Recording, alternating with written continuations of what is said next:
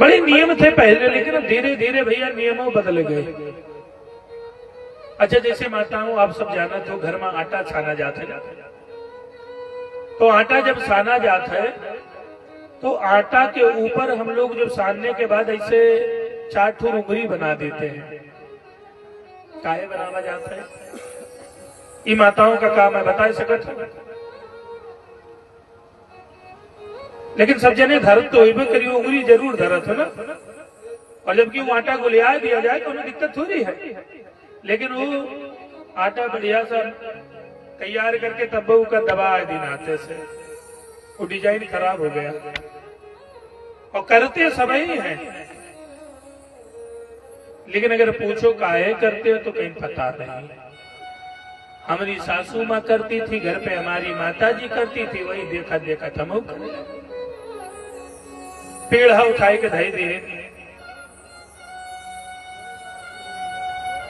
तो उंगली जरूर बना दी जाती थी, उस पर दबा दिया जाता था। अच्छा, तो उसका कारण क्या है जानो। आटा जब साना जाएगा और उसको जब गोल किया जाता है तो गया में आप देखे होंगे, गया जाते समय पिंडा दिया जाता है। पिंडा कच्चे आटा के दिया जाता है, बढ़िया गुलियाए के। और जब गुलियाए के पिंडा दिया जाता है तो गोल आटा जो कच्चा साना जाता है वो प्रेतों के लिए होता है। तो घर में हम लोग जो आटा तैयार करते हैं वो भोजन के लिए करते हैं, तो वो गोल इसलिए नहीं करते क्योंकि गोल हो जाएगा तो वो पिंडदान के लिए तैयार होता है। और अगर गोला बना के धर दिया गया, वो पिंड बना के रख दिया गया तो उसमें प्रेतवास हो जाता है। तो इसीलिए हमारी जो माताएं रही बहुत समझदार रही, उनका इसे दबाए दियत रही, कहीं तो अरे सबके खाए के नहीं है, ये हम लोग खाएंगे, तो परेतवे उनका दिखते नहीं रहे। तो इसलिए आटे पर उंगली बनाई जाती है। तब कौनो पूछे तो जरूर बता देना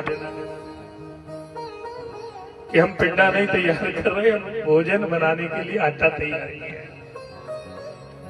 तो ये हमारे यहाँ जो परंपरा है तो ना ऐसे थोड़ी है। मैं वही सोचो कि ये उंगली काहे बनाए, बच्चा उंगली छाप दिया, तो इसीलिए छापा जाता है कि ये भोजन योग्य है, श्राद्ध योग्य नहीं। और यही लिए कुछ नियम होते हैं। भोजन करते समय पानी पहले भर के रखो, क्योंकि तुरंत पानी डाल के पीने से बुलबुला उठता है, और बुलबुला उठता हुआ पानी यदि पीते हैं तो उससे आयु कम होती है। इसलिए पानी भी पहले भर के रखा जाए। भोजन जब किसी को दे तो एक बार ना दे, चाहे दूध पूड़ी दो, दूध रोटी दो, लेकिन दूसरी बार जरूर दीजिए। क्योंकि किसी मृत आत्मा के लिए थाली जब निकाली जाती है तो बस 2 ठो निकाल के छोड़ दिया जाता है। हम लोग तो जिंदा आदमी है, तो हम लोगों के लिए तो भैया 2-4 बार देना जरूरी है। तो ये नियम है,